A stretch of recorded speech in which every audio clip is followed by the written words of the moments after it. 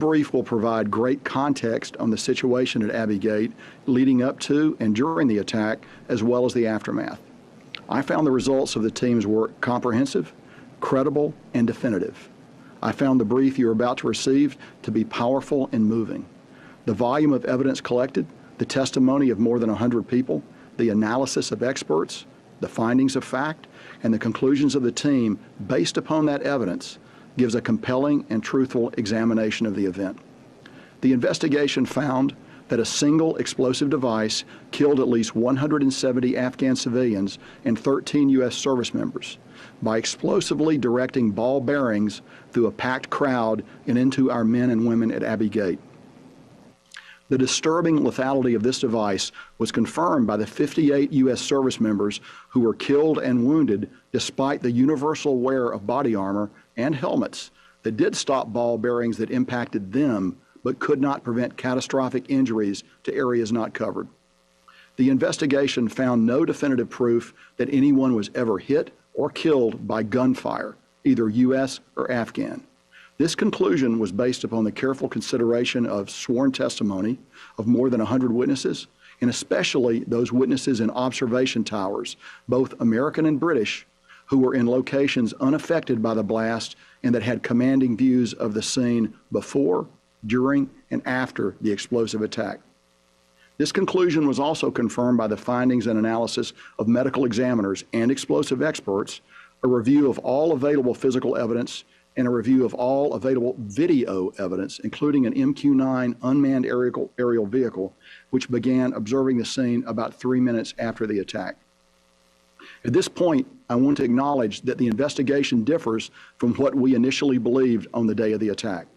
At the time, the best information we had in the immediate aftermath of the attack indicated that it was a complex attack by both a suicide bomber and ISIS-K gunman.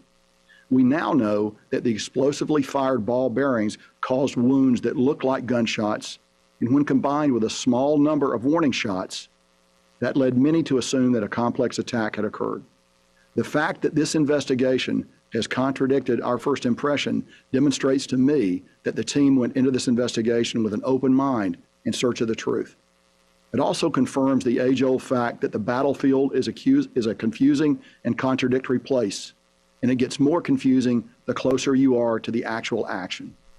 That is why I ordered the investigation to find the truth. Our commitment to transparency has now led us to provide you our best information derived from a thorough and comprehensive investigation.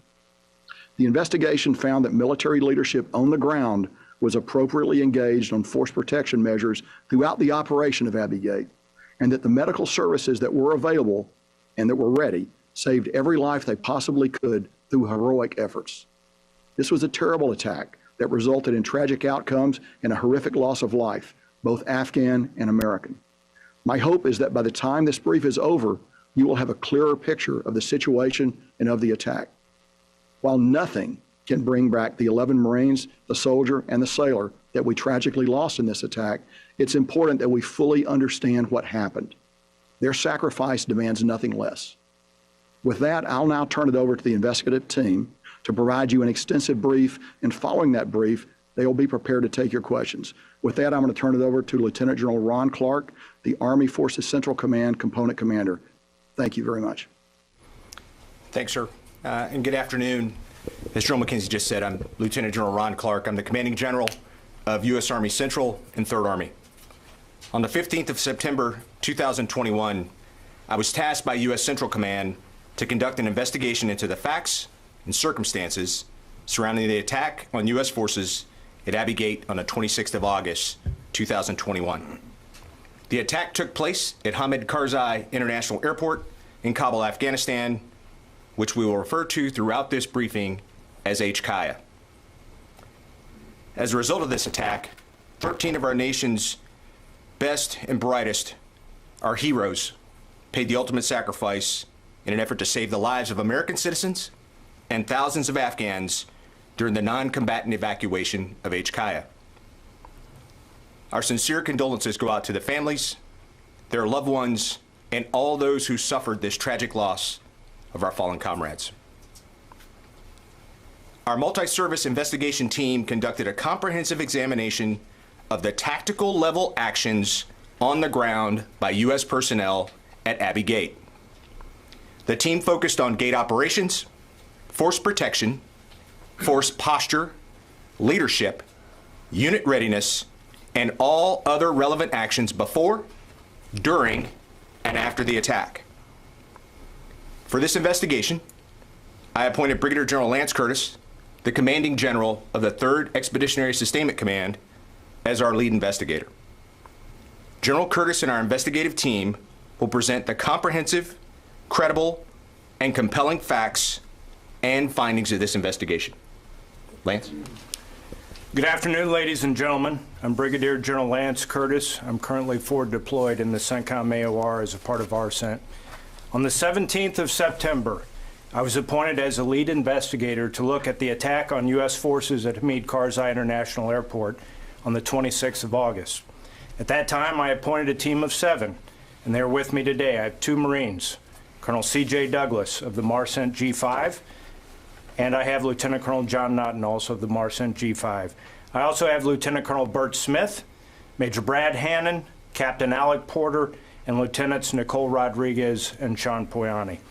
We have conducted 70 interviews of 139 people in 5 different countries at 7 different locations.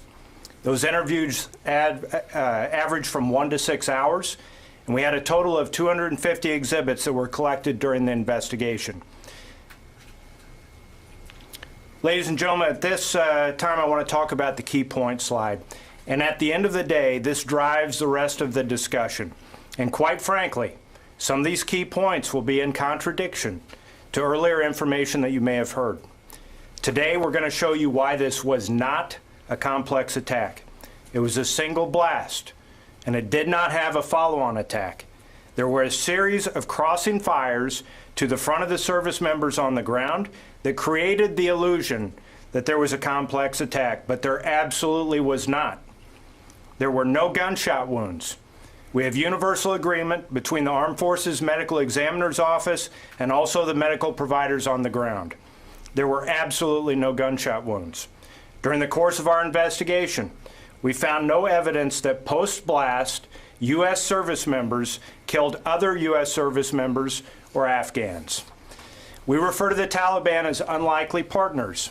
Leading up to the time when we asked them to partner with us on the 16th of August, we were conducting kinetic attacks against the Taliban.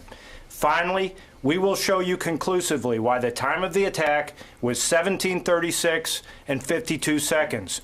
We have 2 overhead persistent infrared platforms that both independently detect the blast at that time. And we also have the classified chat room, which begins reporting the attack at 17:38. That was an indicator that the attack absolutely began before that.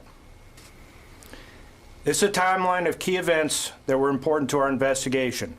On the 15th of August, Kabul falls to the Taliban. Concurrently, President Ghani departs Kabul. On the 16th of August, we had the large security breach on the airfield, and we asked the Taliban to assist us in clearing the airfield at that time. And the airfield is cleared by 22:30 on the evening of the 16th. On the 19th of August, we have 2nd Battalion and 1st Marine, 2nd Battalion 1st Marine Regiment that opens and mans Abbey Gate. Also, the Brits from 2 and 3 Para begin their operations out of the Baron Hotel on the 19th of August. On the 20th of August, we emplaced the Chevron, which consisted of 6 shipping containers at Abbey Gate. The Chevron is named because of the shape, and we'll show you some pictures that will give you a very good view of the Chevron later on. The Chevron is in place for at least 2 reasons: vehicle-borne ID threat mitigation, and also it enables processing at Abbey Gate. From the 20th through the 22nd of August, the gates were closed at Kaya. This is because the intermediate staging bases were at capacity. On the 25th of August, East and North Gate closed permanently. Now, we'll explain the reasons for that. East Gate was more challenging to process, given the geographic situation of the gate. At North Gate, there were vehicle-borne ID threats, and that was a leading cause in the decision to close North Gate. From the 25th through the 26th, we tracked the imminent threat streams. at Abbey Gate and some of the other threat streams across HKIA. There were at least 4 imminent threat streams that occurred between the 25th and the 26th at Abbey Gate. And what we found is that leaders took the appropriate measures tied to these imminent threat streams. They would lower their profiles, seek cover, and at times they would even cease operations at the gate for periods of time. At 1600 on the 26th, Gulf Company changed out 4th Platoon with 1st Platoon. This was an hour earlier than scheduled, but this was because the high op tempo that was occurring and also the sensory overload. This demonstrated that leaders were keeping their fingers on the pulse of the situation on the ground. We assessed that leader presence was high at Abbey Gate, not only on the 26th of August, but at all times. At 1700 on the 26th, Brigadier General Sullivan, who is a Joint Task Force Crisis Response Commander, was at Abbey Gate. That was 36 minutes before the blast. He was there for a meeting with the Brits and the Taliban. The 82nd Airborne Division Commander, the 24th MEU Commander, were also at Abbey Gate on the 26th of August. The 2nd Battalion, 1st Marine Regiment Battalion Commander was physically on the ground at the time of the blast, and he was wounded. And then we had multiple company commanders who were also on the ground at the time of the attack. At 17:36 and 52 seconds on the 26th, we have the actual attack. Then on the 31st of August, we have all U.S. aircraft and service members that depart HKIA early in the morning at 0002. This is an overview of HKIA. The outline of HKIA you see listed in red.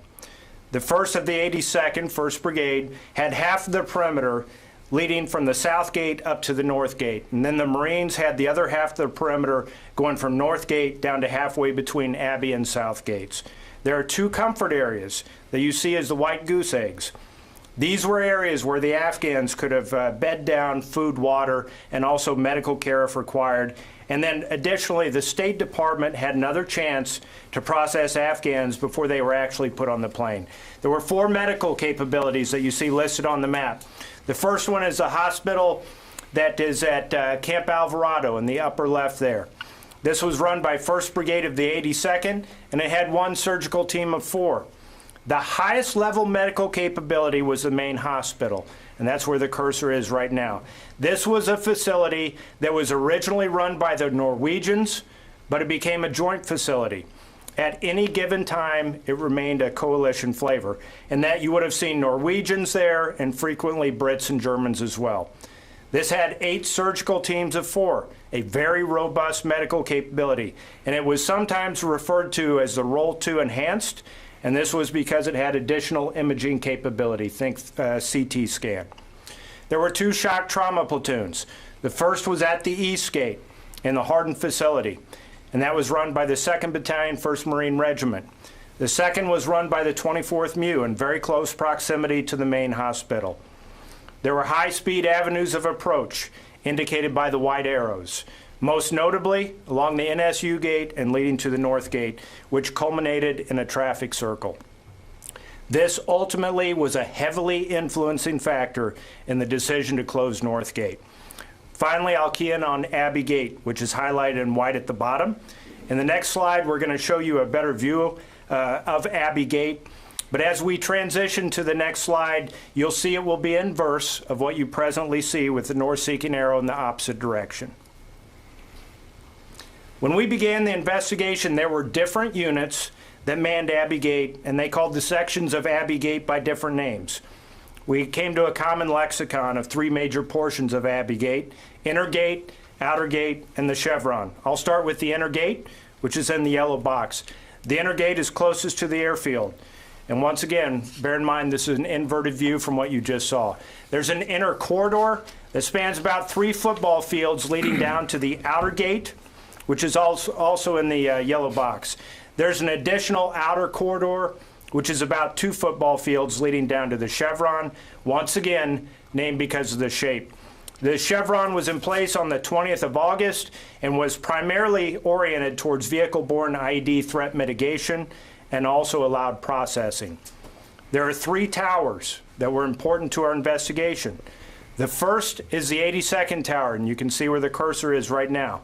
This was a little bit outside of Abbey Gate, and the individuals who were there gave us a very good picture of what happened on the 26th of August before, during, and after the blast, because they are outside of the blast zone and they are unaffected by the blast. The second tower is the Marine Sniper Tower.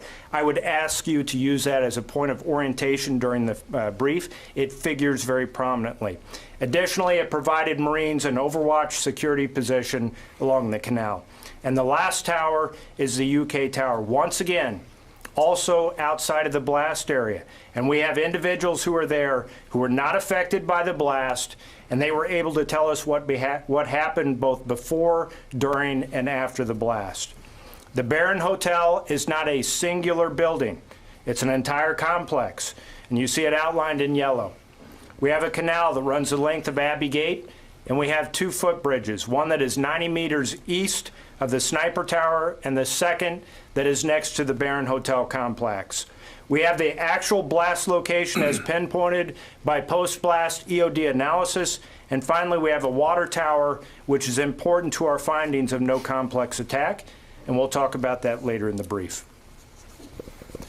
Good afternoon. My name is Lieutenant Colonel John Naughton, and on this slide I'll be discussing the flow of evacuees at Abbey Gate throughout the course of the NEO. I'll begin with how the process was originally designed, then discuss how the process evolved as conditions changed on the ground. Directing your attention to the top right portion of the slide, you'll see the chevron obstacle we've referenced previously.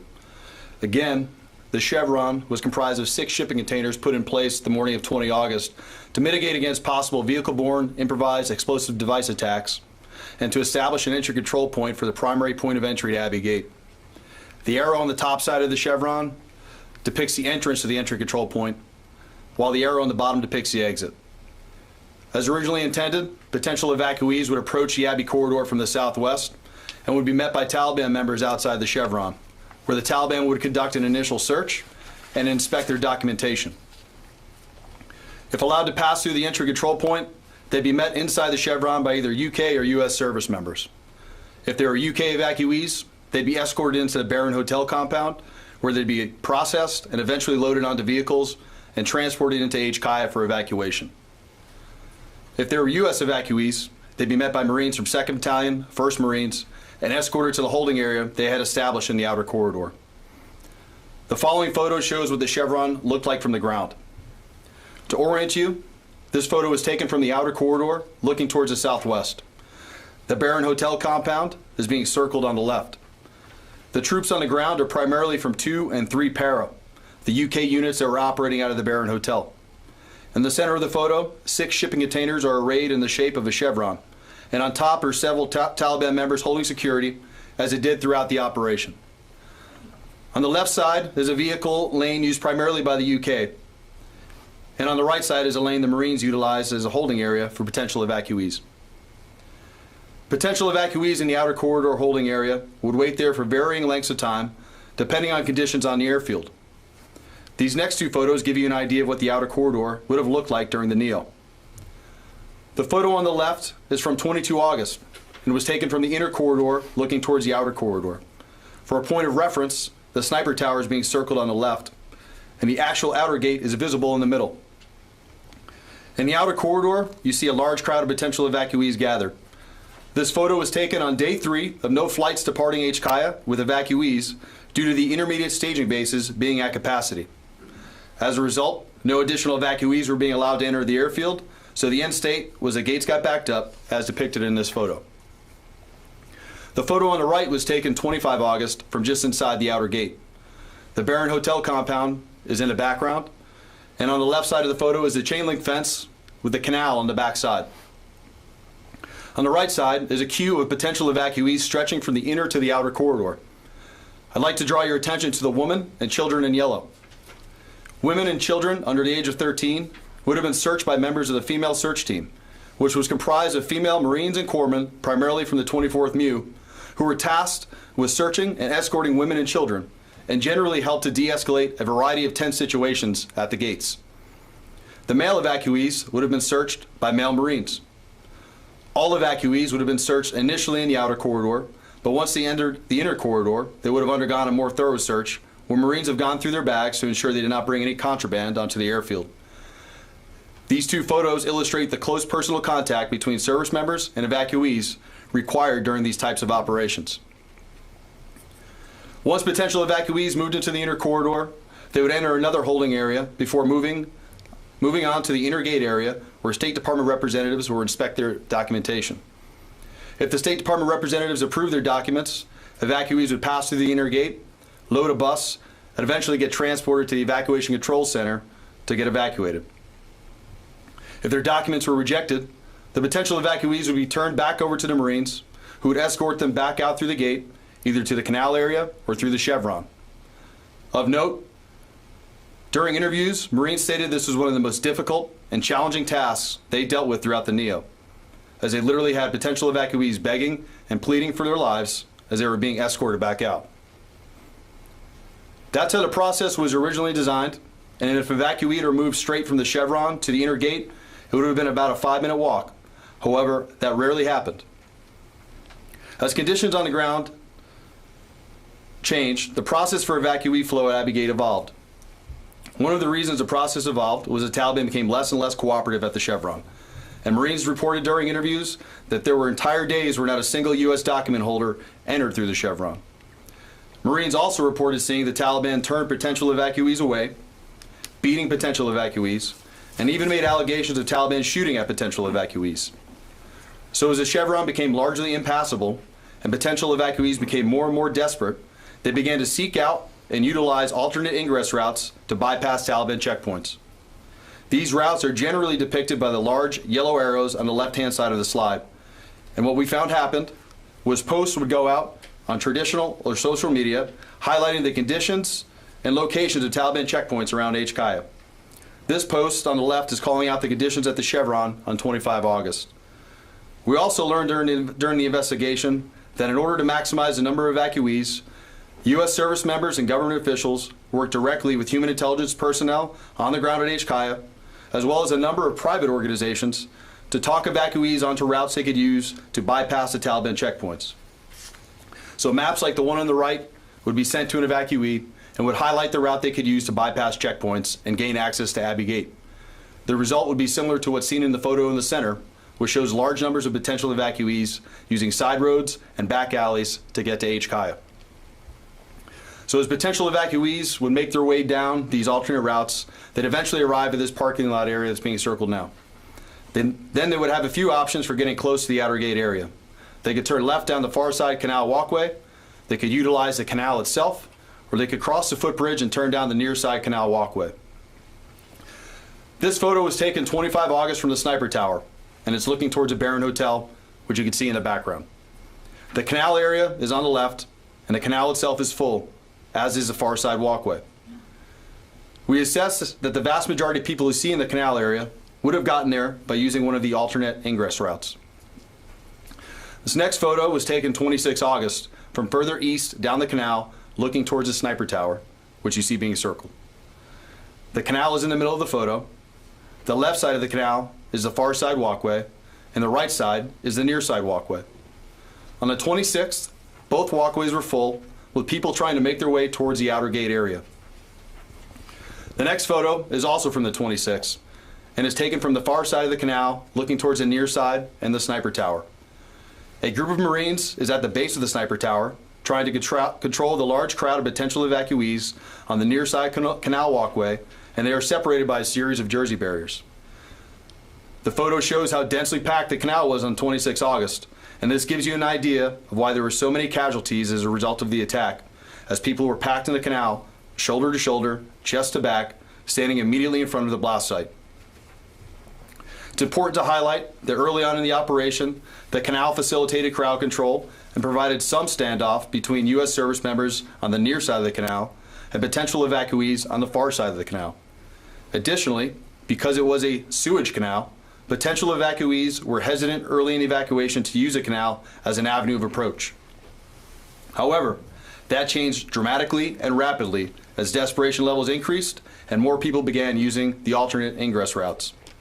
It's also important to note that just about every person seen in the canal is holding up some form of documentation, in an effort to get identified and pulled from the canal to be evacuated. This illustrates the complex and dynamic nature of this operation, as U.S. service members at Abbey Gate were tasked with identifying potential evacuees in possession of the necessary documentation, pulling them from a large, unruly crowd, and then getting them transported to the Evacuation Control Center. As a result of our investigation, we assess that it is highly likely the attacker from 26 August utilized one of the alternate ingress routes to access the Abbey Gate area, because he would not have had to pass through a Taliban checkpoint, and he would not have had to show identification to get close enough to U.S. service members to detonate his device. While the intent was to take advantage of the terrain at Abbey Gate to execute an orderly evacuation process, conditions on the ground changed, people became more desperate, and the process evolved. Regardless of the process utilized, the nature of evacuation operations requires close personal contact between U.S. service members and evacuees at some point along the way. This video is from the morning of 25 August. The Marines seen in the video are from Echo Company, 2nd Battalion, 1st Marines. The two Marines you can see are standing on the Jersey barriers at the base of the sniper tower. The Marine on the left is holding himself up on the chain link fence, which runs adjacent to the sniper tower. The Marine on the right will get pulled into the crowd by the muzzle of his weapon, and his fellow Marines will enter the crowd to assist him.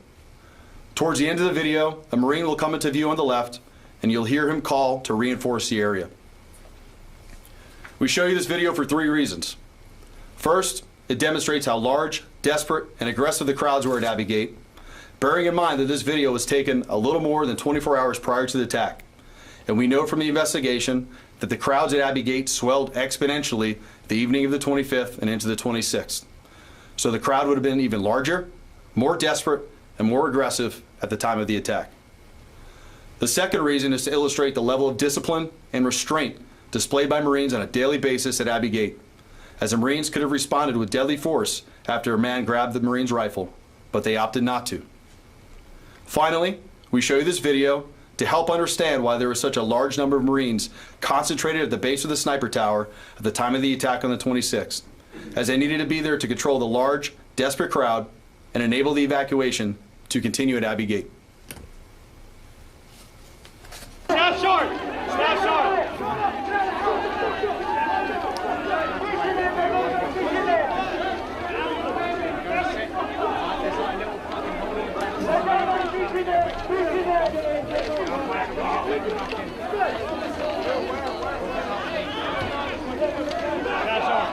Staff short! Take a second on the stuff.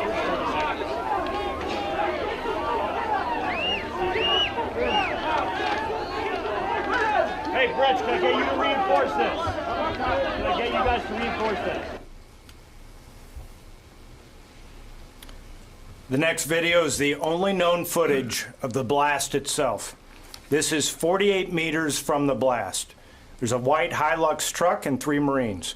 A single individual dressed in all black steps forward from the crowd.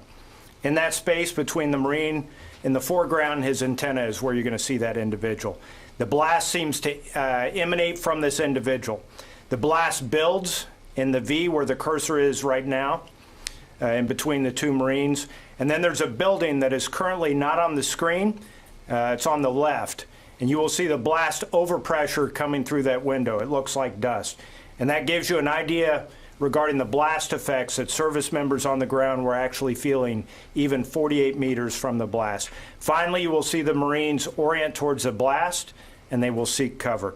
We'll play the video once and then we'll stop and slow down and show you key aspects of the video. Alec, play the video, please.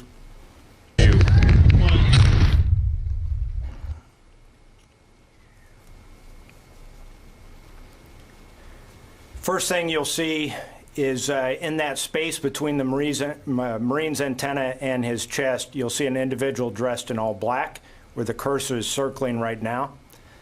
The blast seems to emanate from this individual. You will see the blast build in that V between the Marine's antenna on the forefront and the Marine in the center.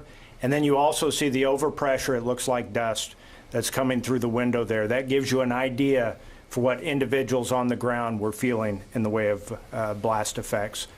Finally, you will see the Marines orient towards the blast and seek cover.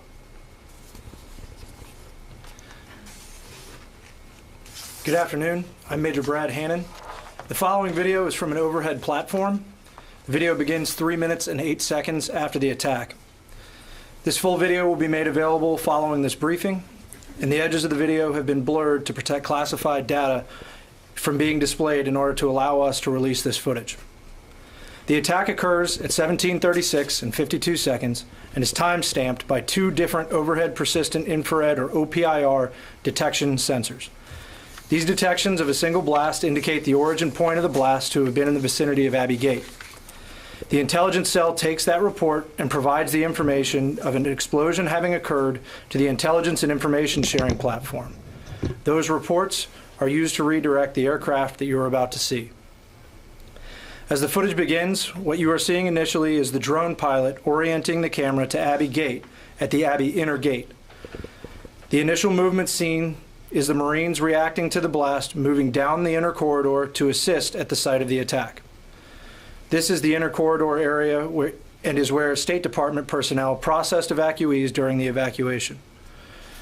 There are quite a few vehicles in the corridor, some of which were pre-positioned as blocking obstacles for the closure of the gate before the Joint Tactical Exfil, and some were used to evacuate casualties following triage. On the left, the drone pilot maneuvers over the outer gate now, and as well as the outer corridor. On the left is the Chevron and the Barron Hotel complex.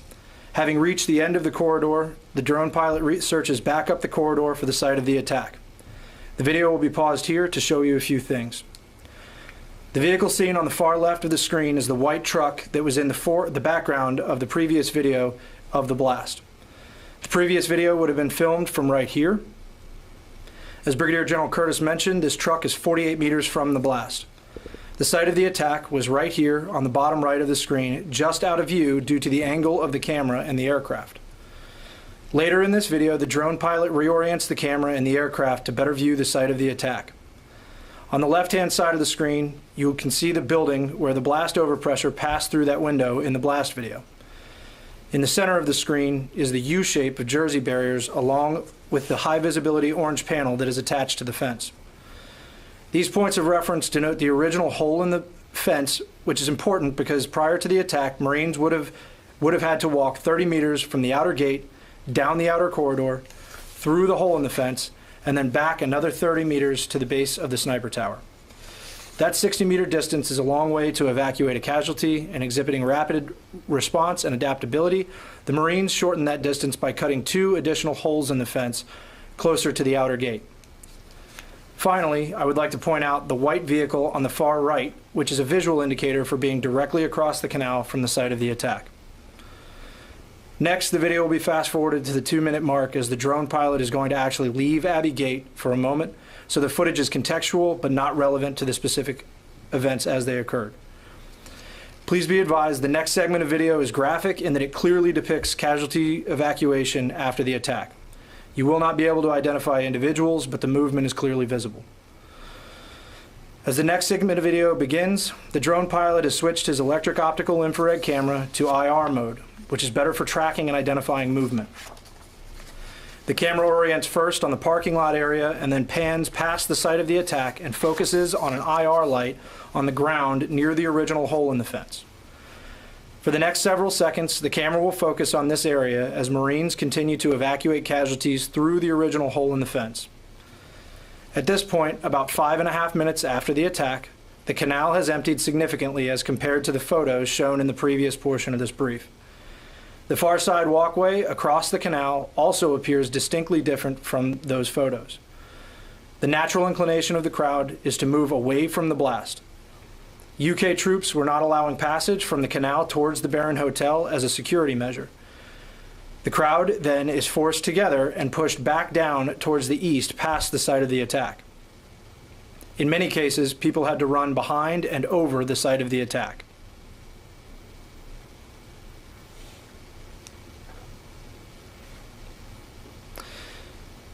The location being shown now is where a Marine cut an additional hole in the fence about 10 meters from the original hole, which shortens the evacuation distance by 20 meters.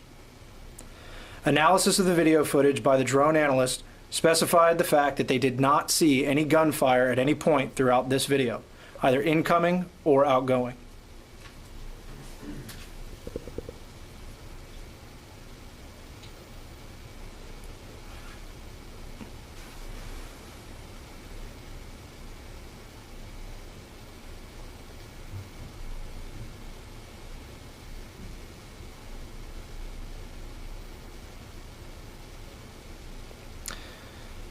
The location being pointed out now is the second hole that the Marines cut into the fence 10 meters from the base of the sniper tower, which again significantly shortened the evacuation distance. The video continues as Marines evacuate personnel and move them into the inner corridor where they had a pre-planned casualty collection point for initial treatment and triage. The movement of several personnel towards higher levels of care has already begun by this point in the footage.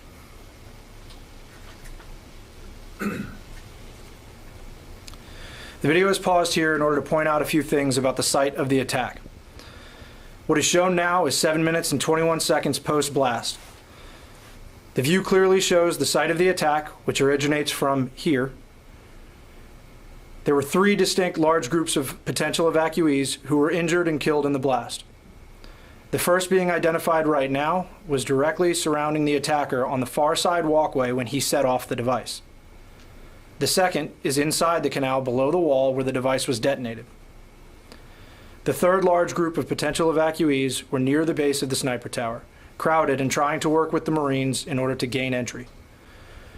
This is the central point of where the U.S. casualties, which is being identified now. In addition to evacuation efforts, Marines moved to the outer corridor in order to assist in providing security along the wall, but again, no outgoing fire can be seen. This video will end in about 30 seconds, which is 8 minutes post-attack. By 20 minutes post-attack, all U.S. casualties were evacuated and moved into the inner corridor area for triage at the casualty collection point. All U.S. personnel were pulled back into the inner corridor, and no U.S. personnel left the gate again until the next morning when explosive ordnance disposal team performs the blast analysis at 6 a.m. Eventually, 2 and 3 para units left the Barron Hotel in order to secure the outer corridor between the Barron Hotel and the outer gate until the end of their evacuation is complete.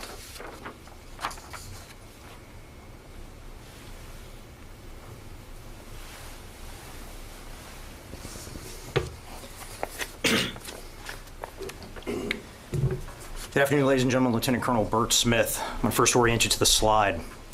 The blast is located at the top of the slide on the far side of the canal. The 2 white arrows show the fragmentation pattern from the explosion.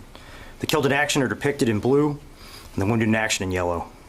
At the time of the blast, Gulf Company and Fox Company 2-1 Marines were conducting evacuation operations in the outer gate area.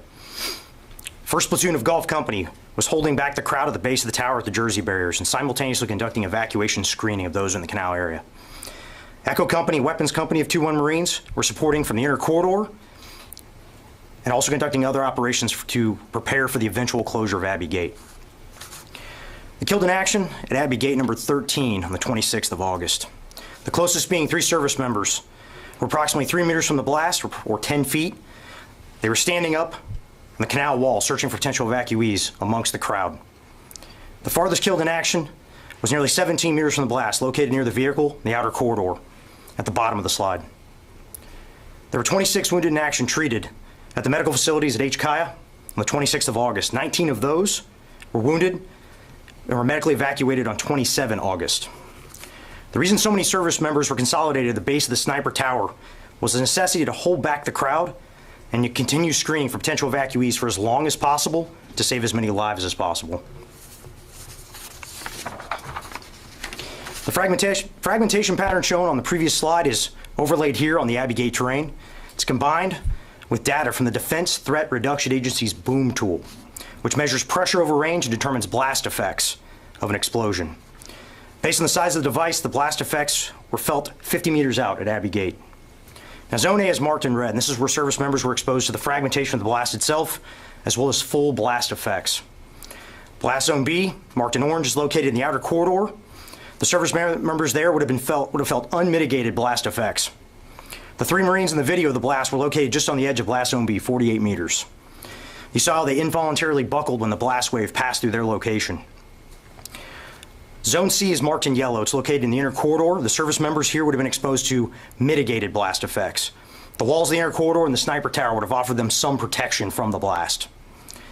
Now, it's important to discuss blast effects because it explains why the number of wounded in action has actually risen after the attack. As units redeployed from Evacuee, they conducted screening for traumatic brain injury and discovered that additional service members were wounded in this attack. There are now 45 DoD service members listed as wounded from this event.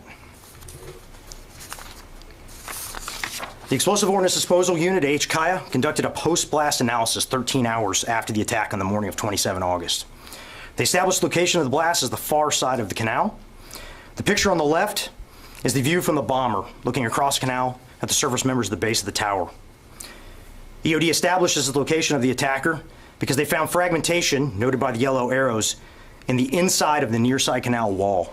The attacker would have had to have been standing on the far side of the canal for the fragmentation to end up in that location. The picture on the right is a view of the service members looking at the attacker from the base of the tower. You can see the charring on the fence behind the silhouette we've placed there. It's another indication the attacker was on the far side of the canal when the device was exploded. Now, EOD determined this was a directional device. It was command detonated, 20 pounds of military-grade explosives, and was person-borne.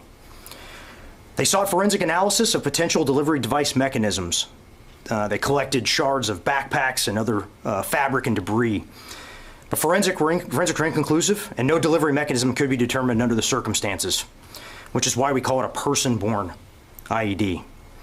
EOD was able to conclude, however it was delivered, the device would have been elevated on the attacker's body when he stepped up to the edge of the canal and exploded the ordnance, which explains why fragmentation was projected both into the canal, landing in that wall, and also across into the service members on the far side of the canal. The fragmentation found at the blast site was 5mm ball bearings. The Armed Forces Medical Examiner's Office also found ball bearings during autopsies of the 13 killed in action. The Armed Forces Medical Examiner's Office concluded the penetrative injuries suffered by those killed in action were caused solely by the ball bearings. They did not find bullet fragmentation or other evidence that gunshot wounds were suffered during the attack at Abbey Gate. Wounds from ball bearings look remarkably similar to gunshot wounds, and the first responders at Abbey Gate may have confused the cause of the injuries. Additionally, doctors treating the casualties at the hospitals at North Evacuee were openly describing the injuries as gunshot wounds in front of service members. These descriptions were meant to aid the providers treating the various traumas and as a point of reference amongst them. These are not medical determinations of the cause of injuries. The Armed Forces Medical Examiner's Office does make determinations on cause of injuries and found that ball bearings caused catastrophic injuries to the upper chest, neck, and face, as well as the lower abdomen of those killed in action at Abbey Gate. The number of potential evacuees killed and injured was difficult to determine. Open source reporting from approximately 3 days after the blast concluded that over 160 to 170 were killed by this explosion in this attack. Based on the number of potential evacuees outside Abbey Gate in the vicinity of the canal area at the time of the blast, as shown in the pictures at the upper left and the upper right, combined with statements from service members who were at Abbey Gate post-blast, we found this number to be reasonable under the circumstances. In a few moments we'll discuss the lack of a complex attack, but it should be noted there was outgoing small arms fire in the form of warning shots post-blast. This came from U.S. service members as well as coalition forces. Based on the evidence collected during the investigation, we concluded the shots fired post-blast did not contribute to the injuries suffered by the potential evacuees at Abbey Gate. The injuries suffered from potential evacuees are attributed solely to the blast. I am Colonel C.J. Douglas, and I will discuss the details on the key finding that this was not a complex attack. The attack at Abbey Gate was a single personal-borne, improvised explosive device with no associated enemy small arms fire. Through a review of the overhead persistent infrared detection sensor data, the U.S. Explosive Ordnance Disposal Report, and subsequent interviews with personnel in the Abbey corridor and surrounding area, the investigation determined there was only one explosion. Early reports described a complex attack, including reports of gunfire and gunshot wounds. We now know this is not true. Additionally, there is no proof that any U.S. or Afghan person was injured or killed by gunfire. Several factors contributed to the initial belief that this attack was complex, including the fog of war and disorientation due to blast effects, the Marines' heightened alert toward the Taliban, and the presence of gunfire used for warning shots. Within seconds of the blast, Marines experienced mental and physical friction. Mentally, they worked through the uncertainty about what had just occurred and the possibility that the Taliban could be responsible. Very quickly, Marines determined the Taliban were neither involved nor threatening U.S. personnel. Physically, Marines experienced blast effects which caused disorientation. Several interviews discussed the presence of tear gas, which was released when the CS canisters worn on the Marines' equipment were punctured by ball bearings from the blast. At this point, Marines were simultaneously enduring tear gas and blast effects while responding to a mass casualty situation. Plainly put, the blast created instant chaos and sensory overload. And as you've seen from the pictures and videos, this affected the enormous potential evacuee population as well. Through a number of interviews with personnel who were not impacted by the blast, witnesses confirmed gunfire was present, as warning shots were fired from 3 separate locations in order to maintain crowd control. For context, these events all happened in a very short amount of time. I'll explain how and where the gunfire originated. The 2 blue dots closest to the Baron Hotel depict UK forces that fired warning shots across the frontage of Marines in the corridor and over the heads of evacuees. The shots were fired in order to assist with dispersing the crowds within the corridor. The 3rd blue dot depicts a Marine element that fired 4 warning shots over the head of an individual who displayed concerning behavior and appeared to be observing the casualty site. This individual of interest ultimately fled unharmed. These events occurred a short time after the attack and resulted in nearly simultaneous gunfire from 3 separate points, traveling across the frontage of service members operating within a confined space. That confined space caused an echo, which created the illusion of a firefight. The 4th blue dot depicts the location of a team of Marines who observed gunfire going across their frontage to the east. During interviews, this team of Marines stated they observed a military-age male armed with an AK-47 on top of the 2-story building with a water tower. Although the Marines did not see him fire, they believed he exhibited hostile intent when they observed him with the weapon and also observed the subsequent gunfire across their frontage following the blast. They engaged him but did not see any effect. Further interviews concluded that no one had seen any effect on the individual. In closing, interviews with personnel located at 2 positions that were outside the blast effect area confirmed that the gunfire observed within Abbey Gate corridor was simply warning shots that were fired to disperse the crowd, and there was no complex attack. Another key aspect of the investigation reviewed the medical capabilities. We have universal agreement between the Armed Forces Medical Examiner's Office and also the highly experienced medical providers on the ground that the wounds sustained by the killed in action at Abbey Gate were so catastrophic that none could be saved. The investigation heard important witness accounts from doctors and first responders who explained that triage was very effective at the point of injury. And there was a robust medical capability, including 9 surgical teams of 4 and a shock trauma platoon located close to Abbey and East Gates. An ER doc assigned to the shock trauma platoon directly contributed to the saved lives. Fortuitously, leaders on the ground kept medical capabilities in place longer than originally planned. This meant that at the time of the attack, we were in the best possible position on the ground and to respond. Although still tragic, medical providers assured that every service member that could be was saved. Ladies and gentlemen, it's been an honor to brief you today with the intent of taking you virtually to Abbey Gate. All of that in an effort to gain a better understanding of the conditions on the ground, as well as the exceptional professionalism, determination, and courage of our Marines, soldiers, and sailors. We look forward to answering any or all of your questions at this time. We'll start with AP on the phone, Lita Baldor. Hi, Lolita Baldor with the Associated Press. I was wondering if you could address a little bit more fully what, if anything, the Taliban may have been able to do to prevent this. I mean, was there, because you say there were a number of avenues that were being used that people knew about to some degree, was there a deliberate, I guess, lack of effort by the Taliban to control this? Does the Taliban bear any responsibility? This is General Curtis. What I can tell you is that, as we mentioned previously in the brief, there was a 1700 meeting that occurred right before the attack, 36 minutes before the blast.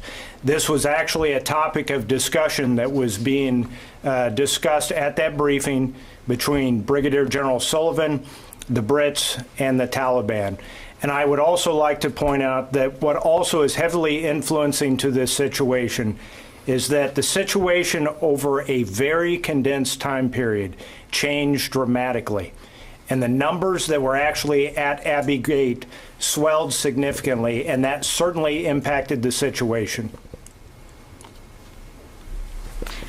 Jen. General Curtis, how can you rule out that the Taliban did not know that this bomber was heading in that direction?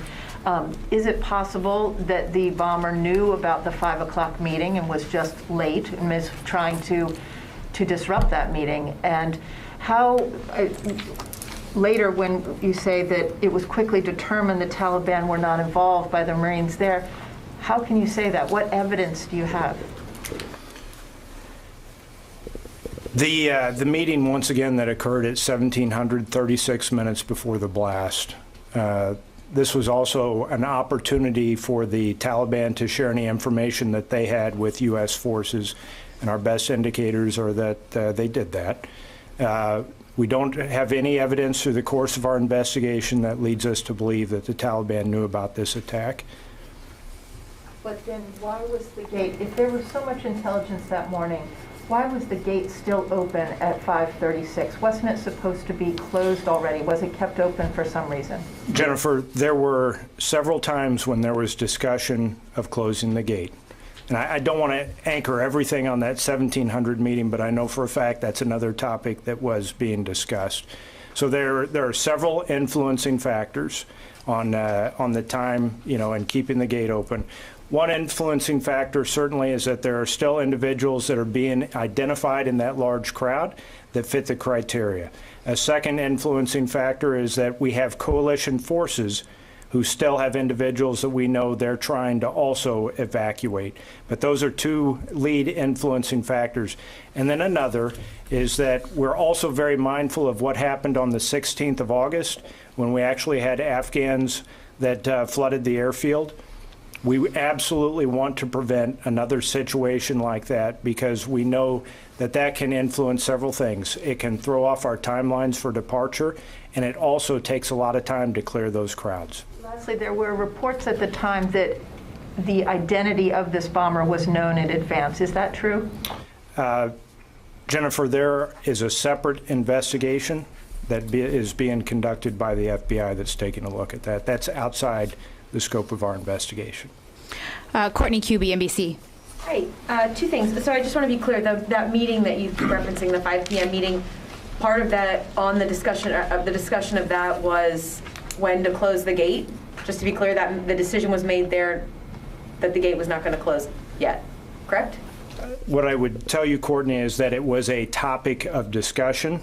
I would not say that the decision was made in that meeting, but it was a topic of discussion at that time. What time did the gate usually close? I mean, was it usually?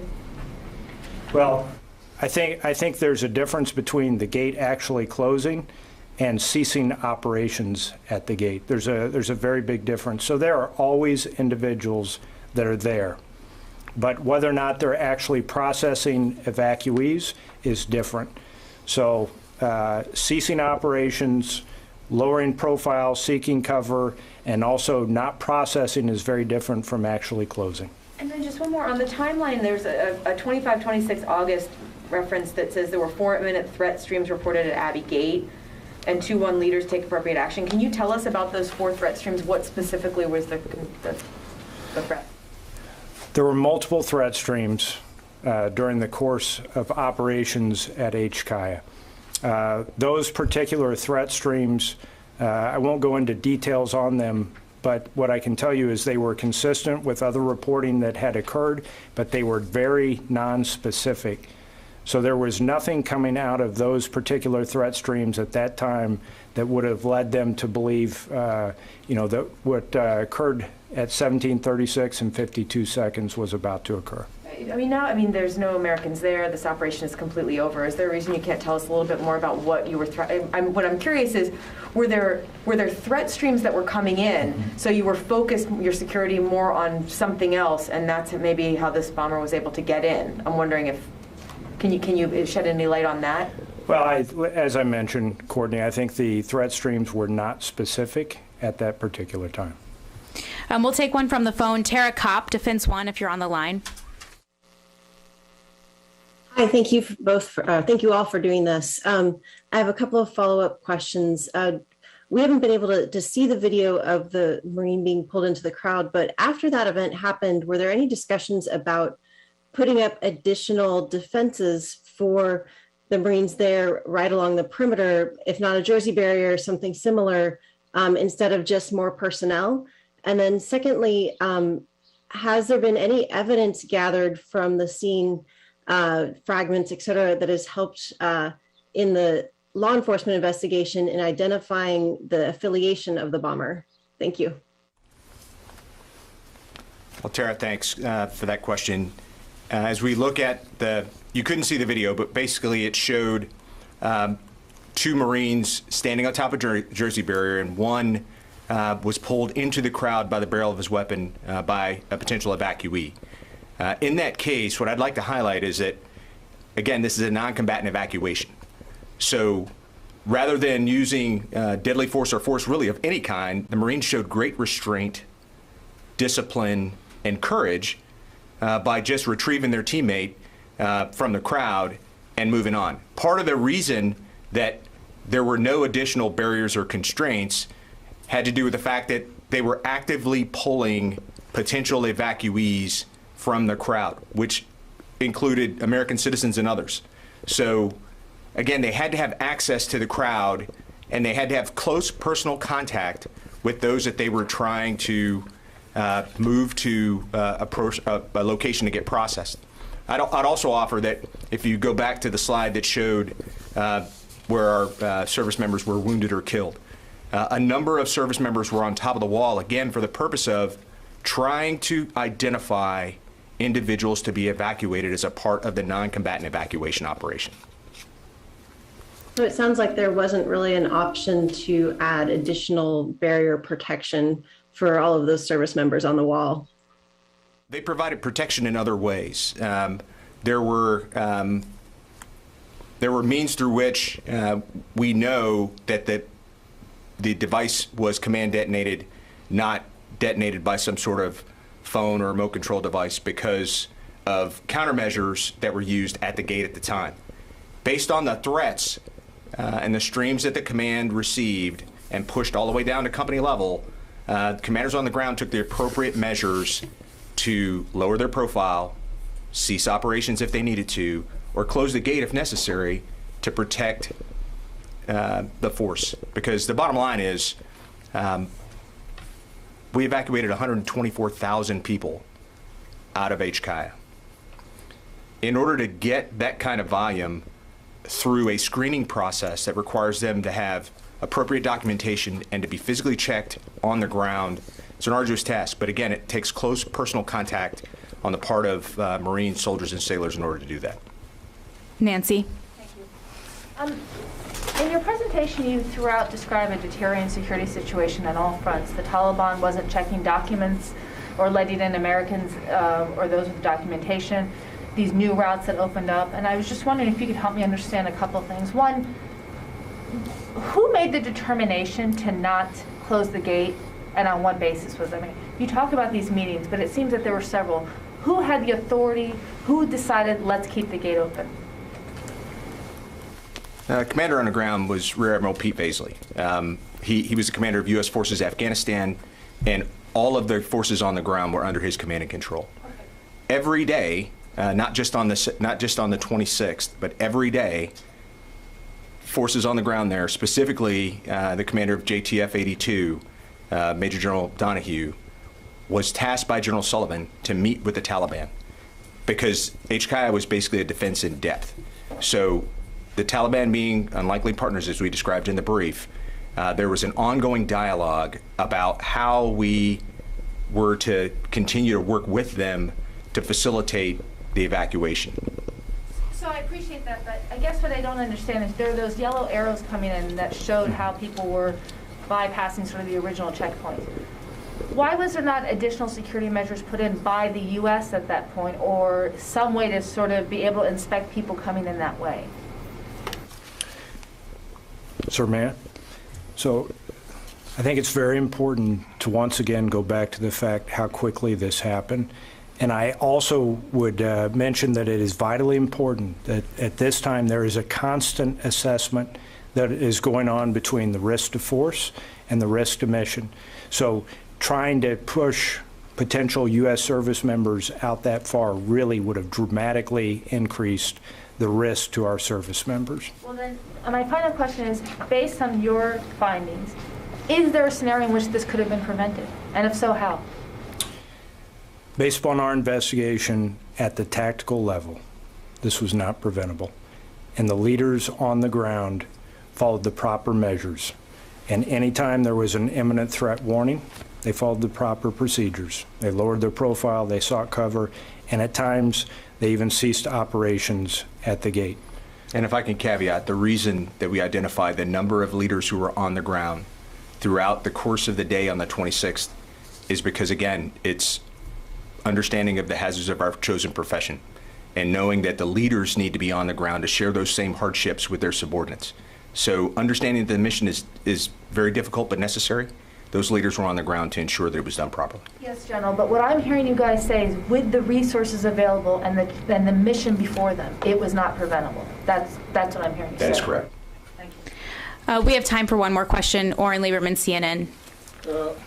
You spoke to U.S. forces as well as coalition forces. What effort was made, if any, to speak to Afghan witnesses who were there through intermediaries? It seems you have the perspective of those of the U.S. forces who generally would have had HKIA behind them, so they're looking one direction, but not Afghan witnesses, of which there were certainly many who survived, who had the opposite perspective, 180 degrees view. Was there any effort made through intermediaries to reach out to any of those?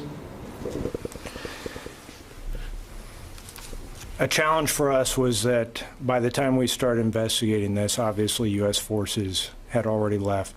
But I think a very important aspect regarding that was that what we did have was we had individuals who were able to tell us, I talked about the individuals in the tower, that's one example, unaffected by the blast and able to tell us what happened before, during, and after the blast, and unaffected by what actually happened.